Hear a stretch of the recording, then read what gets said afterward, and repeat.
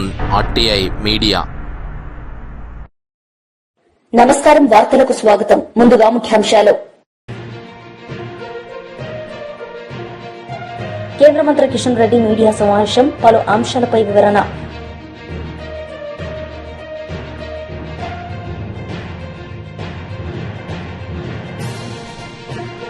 Congress leader media సమావేశం, MP Raghunandan రావుపై fire.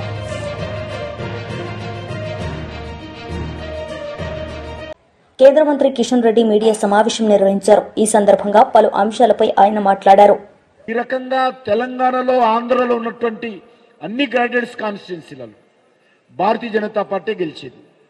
ఈరోజు కూడా కరీంనగర్లో, మన కర్ణాటకలో తీసుకుంటే, కర్ణాటకలో కూడా అన్ని టీచర్స్ కాన్స్టిట్యున్సీలు, అన్ని గ్రాడ్యుయేట్స్ కాన్స్టిట్యున్సీలలో భారతీయ జనతా పార్టీ గెలుస్తుంది. ఎందుకంటే ఈ ఓటర్లు ఎవరైతే ఉంటారో వాళ్ళు దేశం గురించి ఆలోచన చేస్తారు, సమాజం గురించి ఆలోచన చేస్తారు, వాళ్ళు దేశం పట్ల అవగాహన ఉంటుంది. ఎవరైతే దేశానికి మేలు చేస్తారో, ఎవరైతే నైతిక విలువలతో కూడినటువంటి రాజకీయాలు చేస్తారో వాళ్ళు గురించి ఆలోచన చేసేటువంటి పరిస్థితిలోకి ఉంటుంది. కాబట్టి అన్ని కాన్స్టిట్యున్సీలలో దేశవ్యాప్తంగా ఎక్కడైతే శాసన మండలిలు ఉన్నాయో అక్కడ భారతీయ జనతా పార్టీ ఎమ్మెల్సీ కానీ, టీచర్స్ కానీ గెలుస్తారు. అందుకే ఈరోజు తెలంగాణలో జరుగుతున్నటువంటి 3 కాన్స్టిట్యున్సీలలో కూడా భారతీయ జనతా పార్టీ పూర్తి స్థాయిలో పోటీ చేస్తుంది. టీఆర్ఎస్ పోటీ చేయడం లేదు. కాంగ్రెస్ ఏదో ఒక సీటు పోటీ చేస్తూ ఉంది. అది పేరుకు మాత్రమే పెట్టారు. వాళ్ళు కాంగ్రెస్ పార్టీ నాయకులు ప్రచారం చేసే పరిస్థితి లేదు. అందుకే నేను మీ అందరినీ కోరుతా ఉన్నాను. ఈరోజు మనకు ఇటీవల కాలంలో ఈరోజు పరిస్థితి చూస్తే దేశం ఏ రకంగా ఉందో మీకు అందరు తెలుసు. 2014 ముందు ఏ రకంగా ఉండింది, ఈరోజు ఏ రకంగా ఉంది. 2014 ముందు మన దేశంలో ఎక్కడ చూసినా దేశంలో ఉగ్రవాద కార్యక్రమాలు, బాంబు పేలుళ్ళు, మత కలహాలు, కర్ఫ్యూలు, AK-47లు, ఇదే మనం చూసేవాళ్ళం. రోజు పేపర్ ఓపెన్ చేస్తే అక్కడ బాంబు బ్లాస్ట్ జరిగింది, ఇక్కడ ట్రైన్లో బాంబులు పెట్టారు, ఇదే వినబడుతుండేది. మన హైదరాబాద్ చూస్తే సెక్రటరియట్ ఎదురుగా లుంబిని పార్కులో బాంబు పేలుళ్ళు, దిల్సుఖ్ నగర్లో సాయిబాబా దగ్గర టెంపుల్ దగ్గర బాంబు పేలుళ్ళు, కోటిలో గోకుల్ చాట్ దగ్గర బాంబు పేలుళ్ళు ఒకటే రోజు, ఒకటే సమయంలో జరిగాయి. అడిషనల్ ఎస్పీ కృష్ణప్రసాద్ను AK-47తో పాకిస్తాన్ ASS ఉగ్రవాదులు చంపారు. మెహందీపట్నంలో ఏసీపీ సత్యని చంపారు. ఎన్నో ఇన్సిడెంట్స్. ఈరోజు బాంబేలో ఒకటేసారి నడుస్తున్నటువంటి ట్రైన్లలో సరిగ్గా మధ్యాహ్నం 2 గంటలకు 1 నిమిషం అటు ఇటు లేకుండా 7 ట్రైన్లను పేల్చినటువంటి చరిత్ర మన కళ్ళ ముందు. ఈరోజు పరిస్థితి ఏంది? ఈ 2014 తర్వాత ఈ 10 సంవత్సరాల పరిస్థితి ఏంది? పాకిస్తాన్ ISI ఎక్కడ కనిపించడం లేదు. పాకిస్తాన్ ISI ఉక్కు పాదంతో నరేంద్ర మోడీ గారి ప్రభుత్వం అధికారంలోకి వచ్చిన తర్వాత భారతదేశంలో అణిచివేశామని మనం చేస్తున్నాం. ఎక్కడో లాహోర్లో కూర్చున్నటువంటి వాడు హైదరాబాద్లో లేకపోతే పటంచెరులో ఈ సమయంలో ఇక్కడ బాంబు పేల్చాలనుకుంటే అక్కడ బటన్ నొక్కితే పటంచెరులో బాంబు పేల్చే శక్తి ఆ రోజు పాకిస్తాన్ ISIకి ఉండేది. ఈరోజు ఏమైపోయింది? పాకిస్తాన్ ఆ రోజు 100,000 కోట్ల రూపాయలు ఖర్చు పెట్టేది. ఇండియాను డిస్ట్రాయ్ చేయాలి, ఇండియా యొక్క ఆర్థిక వ్యవస్థను డిస్ట్రాయ్ చేయాలని ఆ రోజు పాకిస్తాన్ అనేక రకాల కుట్రలు చేసేది. అటువంటి పాకిస్తాన్ ఈరోజు చిప్ప పట్టుకొని ప్రపంచంలో భిక్షమెత్తుకునేటువంటి పరిస్థితి భారతదేశం తీసుకొచ్చింది. ఇది రోజు కాంగ్రెస్ లీడర్ జగ్గారెడ్డి మీడియా సమావేశం నిర్వహించారు. ఈ సందర్భంగా పలు అంశాలపై ఆయన మాట్లాడారు. ఇవన్నీ లా పుస్తకాలు ఉన్నాయి, ఈ పంచులు పుస్తకాలు డిక్షనరీలు ఉన్నాయి, ఇవన్నీ లైవ్ పుస్తకం అలాగుంటుంది బాబు. ఎంపీ రఘునందన్ ఇంకా కాలే ఇంకా స్టార్ట్ అయ్యి అంతా మీ టీవీలో ఎంత ఇస్తారో నాకు తెలియదు, కానీ చెప్తున్నా ఇంకా చాలా ఉంది బాబు. ఓకే, నేను అన్న ఏమంటావు జగ్గా, మరి ఏం చెప్పు అని అన్నాడు. అన్న ఇప్పుడు నాకేం అర్థమైతే లేదు, కానీ నేనైతే వద్దన్నా, నేను ఇప్పుడు కొనుక్కునే పరిస్థితులు కూడా లేను. అంటే కొనుక్కునే పరిస్థితి అంటే రాజశేఖర రెడ్డి గారు నాకు ఇచ్చేటోడేమో, నాతో లేకపోవచ్చు పైసలు, కొనుక్కుంటానా పైసలు ఇవ్వన్నా అన్నా కూడా ఆయన ఇచ్చిన కొనే లోపల నెల పోతుంది కదా. ఇప్పుడు రాజశేఖర రెడ్డి గారు అన్న ఈయన పైసలు కొనుక్కుంటా అన్నారని ఇస్తుండే, కానీ ఆయన రేపు తీసుకోపో కొనుక్కోపో అంటుండేనేమో, కానీ నేను కొనే లోపల ఆడమ్మే లోపల నెల అవుతుండే కదా. అన్న ఇప్పుడు ఏమొద్దన్న, నాకు కొనుడు వద్దు, ఏమొద్దు, నువ్వు డిక్లేర్ చేసి అన్న ఇప్పుడే అసెంబ్లీలో అని చెప్పేసిన. ఇక నా డిసిషన్ అయిపోయింది రాజశేఖర రెడ్డి గారి దగ్గర. కాగానే వీళ్ళందరూ వచ్చారు, దానం నాగేందర్ బాయిసాబు, మన ముఖేష్ అన్న, మేడం సబితా ఇందర్ రెడ్డి గారు, ఇంకా ప్రభాకర్ రెడ్డి ఎమ్మెల్సీ అంతా, ఇవన్నీ మొత్తం తోపులే కదా, ఇవన్నీ హైదరాబాద్ తోపులు. ఇవన్నీ అంటే తోపు మీన్స్ బలమైన నాయకత్వం కదా కాంగ్రెస్. వీళ్ళందరూ వచ్చారు. రాగానే చెప్పి అన్న ఇట్లా మాకు ఇయ్యానా సిటీకి అన్న అడిగారు. రాజశేఖర్ లే జగ్గకి మాట ఇచ్చేసిన, సంగారెడ్డి డిక్లేర్ చేసేస్తున్నా చలో అని అసెంబ్లీకి వచ్చి లోపలికి వచ్చాడు. రాగానే సీఎం గారు మైక్ తీసుకొని రాజశేఖర్ తీసుకొని ఇక ఆయన సంగారెడ్డికి ఐఐటి అని డిక్లేర్ చేసేసి, ఐఐటి డిక్లేర్ చేసిన తర్వాత ఆ రోజు 5 లక్షల ఎకరానికి పట్టాభూమి ఉంటే ఈరోజు 6 కోట్లు 7 కోట్లు 8 కోట్ల ఎకరా భూమి ఇప్పుడు ఆడ. ఒకటి ఇప్పటి వరకు కంది ప్రాంతంలో దాదాపు ఒక 500 మంది కాంట్రాక్ట్ బేస్ కింద పనులు చేస్తున్నారు. ఇంకా అది ఇంకా పూర్తి కాలే, పూర్తి అయ్యే వరకు ఇంకా 500 మంది అటో ఇటో కంది, చిమ్నాపూర్, చెర్యాల, ఎద్దుమైలారం, లేకపోతే సంగారెడ్డి చుట్టుపక్కల గ్రామాలలో అవుతున్నాయి, తాండలు, లంబర్ తాండలు ఉన్నాయి. అన్ని ఊర్లలోకించి కూడా ఎంప్లాయ్మెంట్ తీసుకునే దాంట్లో ఐఐటి డైరెక్టర్ ఎప్పుడు సురుకలు పెడుతూనే ఉంటారు డైరెక్టర్కి. విన్నారా? కొద్ది మధ్యలో బీజేపీ గవర్నమెంట్ వచ్చినాక ఐఐటిని పట్టించుకోవడం బంద్ చేసింది. అసలు కథ ఇది ఉంది. ఐఐటి ఇన్స్టిట్యూషన్ని డబ్బులు ప్రభుత్వం సహకరించి దాన్ని డెవలప్ చేసే ప్రక్రియ బంద్ అయిపోయింది. అయితే ఇప్పుడు ఇంకొక ఉదాహరణ చెప్తా మీకు. దాదాపు ఒక 30 సంవత్సరాల క్రితము బాంబే బార్డర్లో, అది ఎక్కడో ఐఐటి అక్కడ చేయడం జరిగింది. అక్కడ ఐఐటి ఇచ్చారు. అక్కడ బాంబే ఐడియా ఉందా హరి నీకేందన్నా? ఏ ప్రాంతం అన్నది?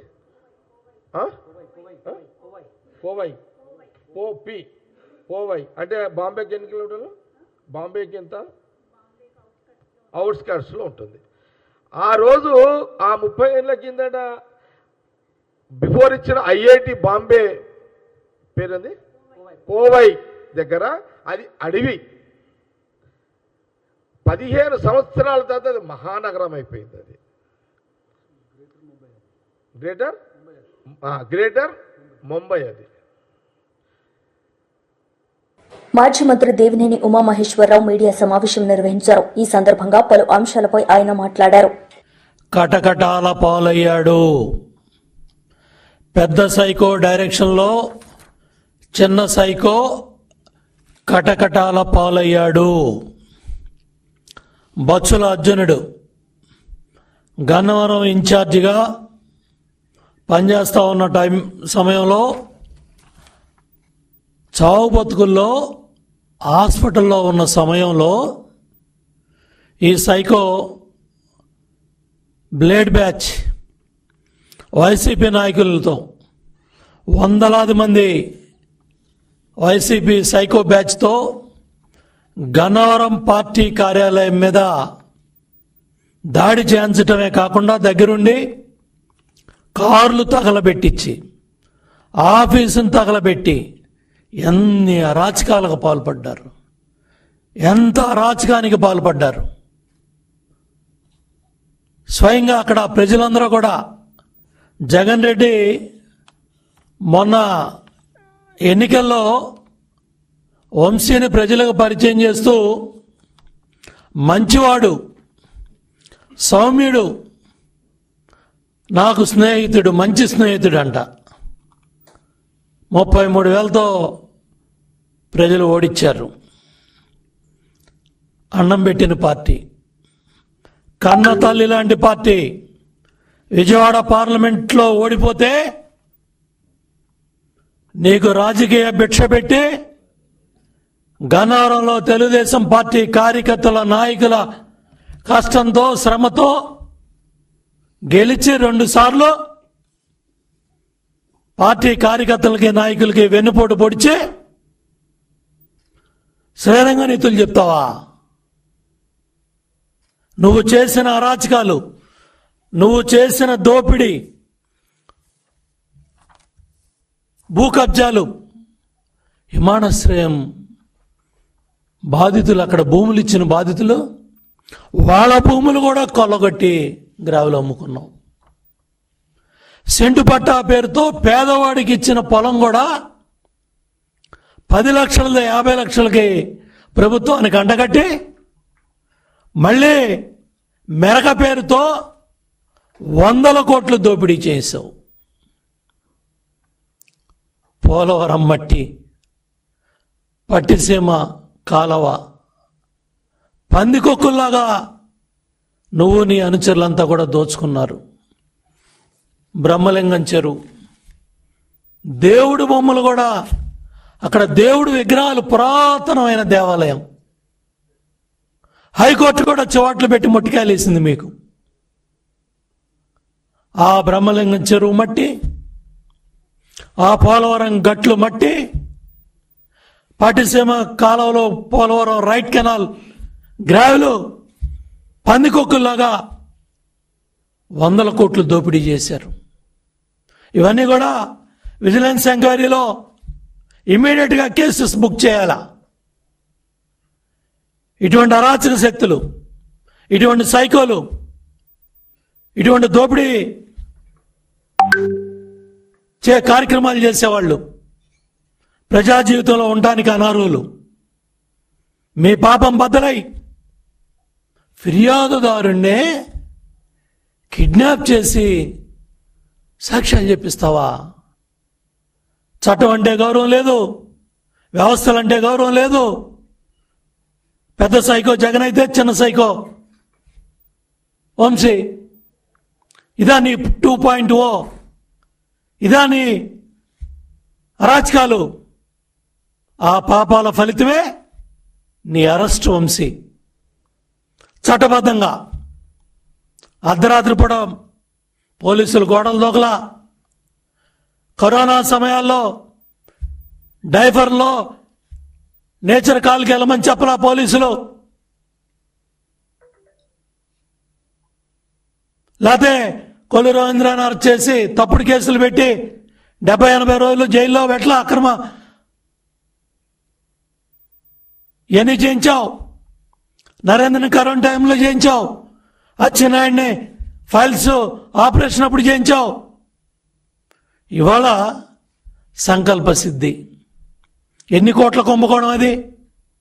అది కూడా బయటికి రావాలా?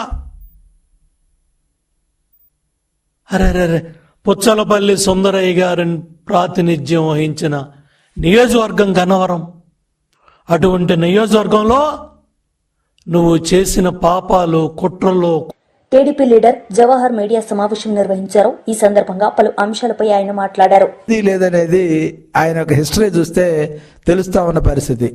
అధికారంలో ఉన్నప్పుడు ఆయన బాడీ లాంగ్వేజ్ కూడా ఒక నేరస్తుడు ఏ విధంగా అయితే బాడీ లాంగ్వేజ్ ఉండాలో అదే విధమైనటువంటి బాడీ లాంగ్వేజ్ ఉన్నటువంటి వ్యక్తి వంశీ. ఎందుకంటే వంశీ ఒక సత్యవర్ధన్ ఇష్యూలనే కాదు, అనేకం తవ్వితే వంశీ మీద పాత్రలో పెట్టినటువంటి కేసులన్నీ బయటికి తీసుకొస్తే బోల్డ్ కేసులు వంశీ మీద పెట్టాల్సినటువంటి అవసరం ఉంది. ఒక నేరస్తుడు ఏదో ఒక చిన్న లూప్ అన్న లేదంటే చిన్న సాక్ష్యాన్ని అయినా వదిలి వెళ్తాడంటానికి ఈ సత్యవర్ధన్ కేసే ఉదాహరణ. సత్యవర్ధన్ అని ఒక దళిత బిడ్డ తెలుగుదేశం పార్టీ ఆఫీసులో కంప్యూటర్గా ఆపరేటర్గా పనిచేస్తూ ఉంటే ఆ రోజు దాదాపుగా 80-100 మంది చేత దౌర్జన్యం చేసి ఏ విధంగా కార్లు పగలగొట్టి కంప్యూటర్లు పగలగొట్టి విధ్వంసాన్ని సృష్టించి, అసలు విధ్వంసం సృష్టించాల్సినటువంటి అవసరం వంశీకి ఏముందని ఒకసారి ఆలోచన చేస్తే కేవలం తాడేపల్లి ప్యాలెస్లో తన బాస్ సైకోని ఏదైతే సంతృప్తి పరచడానికి మాత్రమే చేశాడు తప్ప వంశీ గన్నవరంలో తెలుగుదేశం కానీ తెలుగుదేశం పార్టీ శ్రేణులు కానీ ఏ రోజు అన్యాయం చేయాలి. ఆయన ఎప్పుడు నిలబడ్డా కానీ ఆయన ముఖం చూసే ఓటేలే. తెలుగుదేశం పార్టీ ఇచ్చినటువంటి మ్యాండేట్ని బేస్ చేసుకునే వంశీని గెలిపించారు తప్ప వంశీకి ఎక్కడా కూడా తెలుగుదేశం అన్యాయం చేయలేదనే విషయం వంశీకి కూడా తెలుసు. కానీ తెలిసిన తర్వాత ఎవరినో సంతృప్తి పరచడానికంటే ఆయన ఎవరిని సంతృప్తి పరచాలంటే సైకో నైజం ఉన్నటువంటి వ్యక్తులు, సైకో పిల్ల నైజం ఉన్నటువంటి పిల్ల సైజు ఉన్నటువంటి వ్యక్తులు ఏ విధంగా వ్యవహరిస్తారనేది మనం గన్నవరం తెలుగుదేశం పార్టీ ఆఫీస్ మీద దాడిని మనం చక్కగా వివరణ చేస్తే ఇదే అర్థమవుతా ఉంది. కేవలం అతనికి ఎటువంటి అన్యాయం చేయనటువంటి తల్లి లాంటి తెలుగుదేశం మీద ఆయన దాడి చేసి ఆ దాడిలో కేసులు పెట్టిన తర్వాత తప్పించుకోవడానికి అక్కడ కంప్యూటర్ ఆపరేటర్గా ఉన్నటువంటి సత్యవర్ధన్ ఒక దళితుడు, ఏమి చేయలేనివాడు, అశక్తుడు, అలాంటి వ్యక్తిని కిడ్నాప్ చేసి బలవంతంగా బెదిరించి ఎస్సీ ఎస్టీ కోర్టు దగ్గరకు వచ్చి ఆ యొక్క విత్డ్రా చేసుకోవటం అంటే ఆ చిన్నది లాజిక్ ఎందుకు మిస్ అయ్యాడు వంశీ? ఎందుకంటే అతను నేర ప్రవృత్తి అదే ఆయనకు అలవాటు, ఆయన పూర్తిగా తెలుసు ఏ విధంగా దీన్ని హ్యాండిల్ చేయాలనేది వంశీకి తెలిసినంత మిగతా వాళ్ళు ఎవరో తెలియదు. కానీ దురదృష్టం ఏంటంటే వంశీ దురదృష్టం ఇదంతా కూడా మళ్ళీ తిరిగి మాకు తెలుస్తుంది, మేము తిరిగి సత్యవర్ధన్ మేము కాపాడుకుంటాం, ఆ కుటుంబం బయటకు వచ్చేస్తుందనే ఒక చిన్న ఇది లేకుండా పోయింది. ఎందుకంటే భారతదేశ స్వతంత్రం వచ్చిన తర్వాత అంబేద్కర్ గారు పెట్టిన భిక్ష వల్ల ఈరోజు సెక్షన్ 3 కానీ రాజ్యాంగ ప్రొటెక్షన్ కానీ దళితులు ఎంత అనాసక్తులైనా సరే, ఏ ఆధారం లేని వారైనా సరే, వాళ్ళ అమాయకులైనా సరే వాళ్ళకి రక్షణ కవచంగా ఉండేటటువంటి రాజ్యాంగం ఒకటి ఉంది. ఆ రాజ్యాంగం ద్వారా దళితులు కాపాడబడతారు.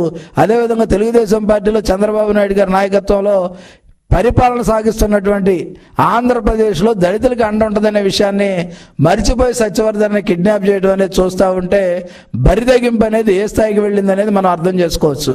ఎందుకంటే ఆయన మట్టిలో కొట్టాడు, పొలాల్లో కొట్టాడు, దేవుడు భూములు చేశాడు.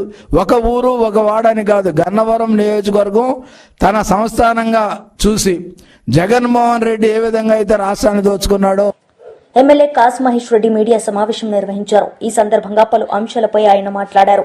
ఇల్లు లేని వాళ్ళకి పట్టాలు ఇవ్వటం, మొట్టమొదటిసారి తాగునీరు శుద్ధి చేసిన కృష్ణా నీళ్లని 75 సంవత్సరాల స్వతంత్ర భారతదేశ చరిత్రలో పిడుగురాళ్ల మున్సిపాలిటీకి అందించాం జగన్మోహన్ రెడ్డి గారు ముఖ్యమంత్రిగా ఉన్నారు.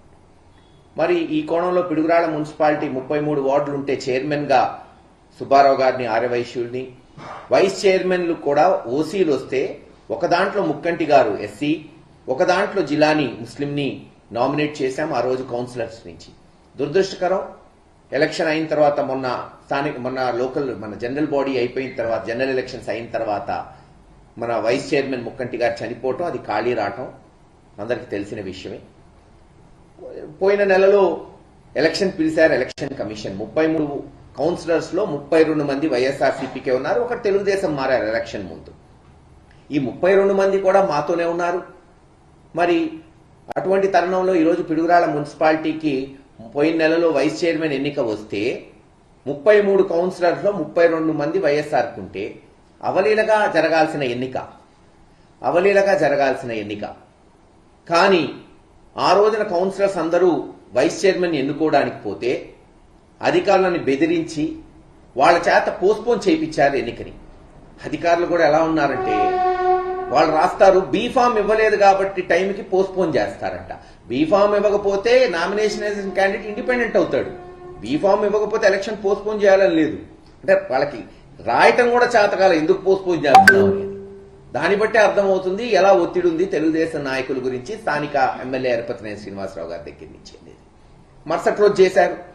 మరుసటి రోజు మళ్ళీ కౌన్సిలర్స్ పోవాలంటే ఇంకా ఎలాగూ పోస్ట్పోన్ చేయలేమని కౌన్సిలర్స్ ని కిడ్నాప్, దాదాపు 10-12 మందిని పోలీసులను కిడ్నాప్ చేయటం.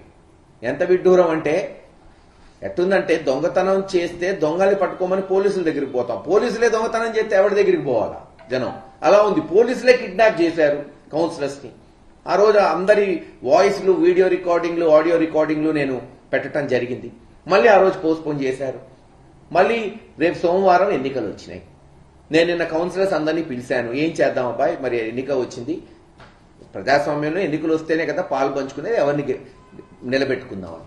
చాలా మంది కౌన్సిలర్స్, సార్ పరిస్థితులు బాలేవు, పోలీసులే మా మీద కేసులు పెడుతున్నారు, కిడ్నాపులు చేస్తున్నారు. ఎలా? మేము తెలుగుదేశం వాళ్ళతో పోరాటం చేయగలుగుతాం కానీ పోలీసులతో ఎలా పోరాటం చేయాలి? మేము ఎలా ఈ సమస్యకి అసలు పరిష్కారం ఎలా అని వాళ్ళు అంటున్న తరుణంలో కొంతమంది ఊరు వదిలిపెట్టి పోవటం, కొంతమంది 3 రోజులు బయట ఉండి ఆ రోజు వస్తామనటం, అసలు ఎన్నిక జరిగిద్దో జరగదో పరిస్థితులు ఎట్లుంటాయో అన్న తరుణంలో సరే మళ్ళీ ఆదివారం కూర్చొని ఒక నిర్ణయానికి వద్దాం అనుకున్నాం.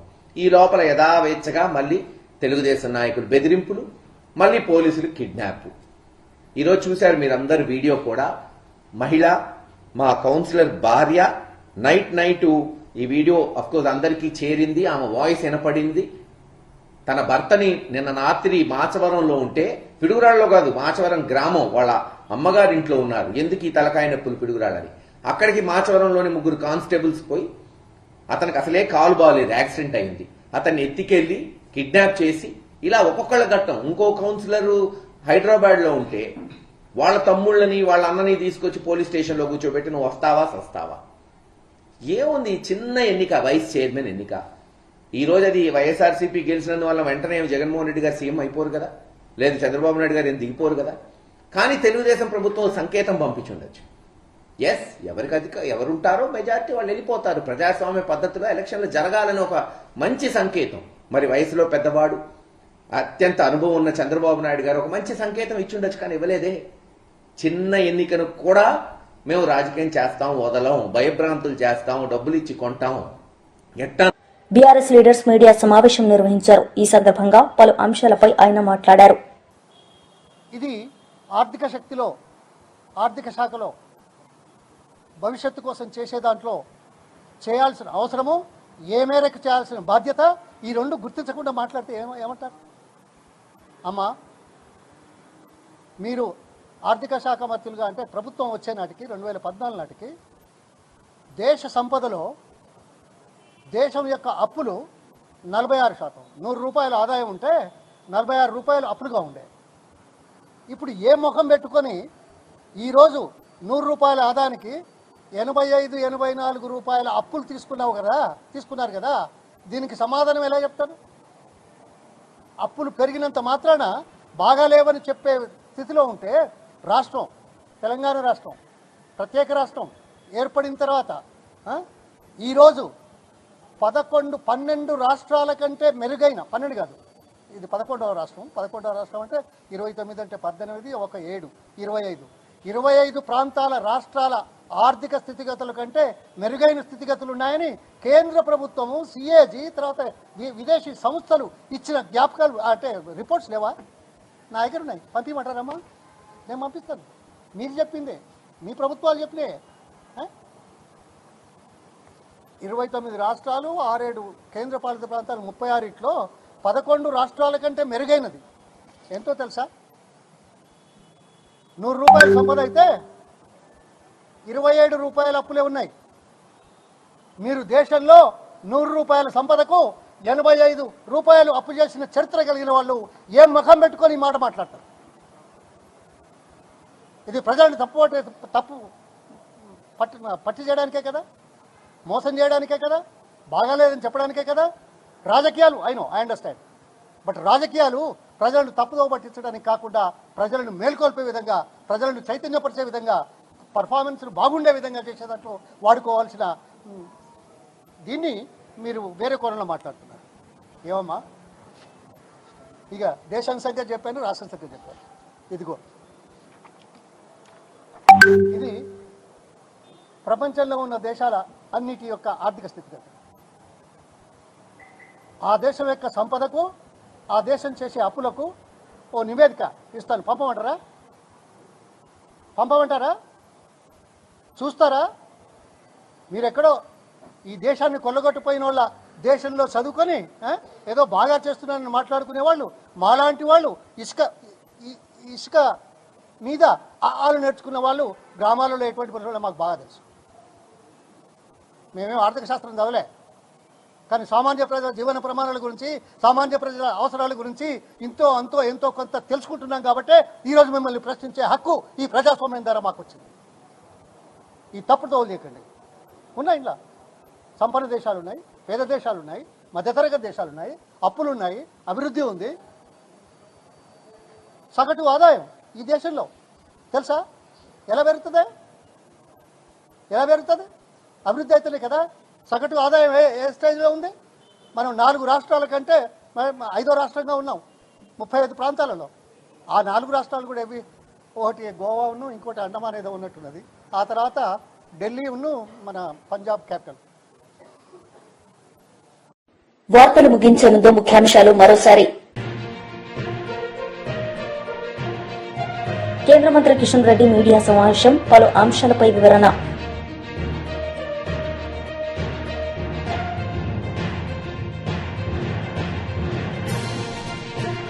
కాంగ్రెస్ లీడర్ మీడియా సమావేశం, ఎంపీ రఘునందన్ రావుపై ఫైర్.